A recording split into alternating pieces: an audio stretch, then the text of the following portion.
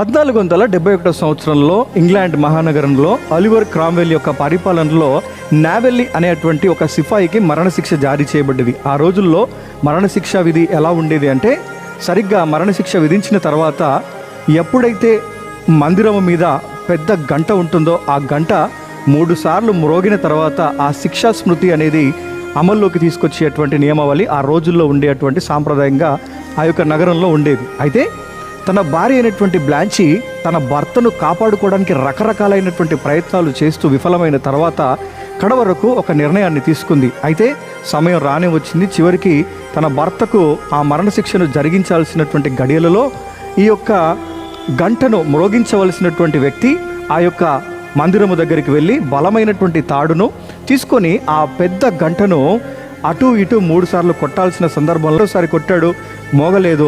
రెండోసారి కూడా కొట్టాడు, అందులో నుంచి కొద్దిగా రక్తం పడడం ప్రారంభించింది. మూడోసారి కూడా కొట్టినప్పుడు ఆ యొక్క గంటలో నుంచి కండలుగా ఆ యొక్క శరీరపు ముద్దలన్నీ కూడా తెగి పడిపోతున్నాయి. ఏంటని పైకి చూసినప్పుడు అప్పుడు వెంటనే క్రామ్వెల్కి ఇన్ఫార్మ్ చేసినప్పుడు వారంతా కూడా అక్కడికి వచ్చి చూస్తే ఆ దృశ్యాన్ని చూసిన వారి హృదయంలో కలవరం మొదలైంది. కారణం ఏంటి అని ఆలోచన చేసినట్లయితే, బ్లాంచి తన భర్తను కాపాడుకున్నటకు ఆ గంట మోగకుండా ఉంటే చాలు అనుకొని గంటను గట్టిగా పట్టుకున్నప్పుడు ఆ గంటను అటు ఇటు 3 సార్లు ఊపినప్పుడు తన యొక్క శరీరం అంతా కండలుగా తెగి కింద పడిపోయినట్లుగా మనం చూడగలగవచ్చు. ఈరోజు బ్లాంచి పేరు మీద ఆ యొక్క లండన్ మహానగరంలో తన స్మారక చిహ్నంగా ఒక స్టాచ్యూని కూడా రూపొందించినట్లుగా మనం చూడవచ్చు. చూడండి, తన భర్తను కాపాడుకోవడానికే బ్లాంచి అంత పెద్ద నిర్ణయాన్ని తీసుకుంది.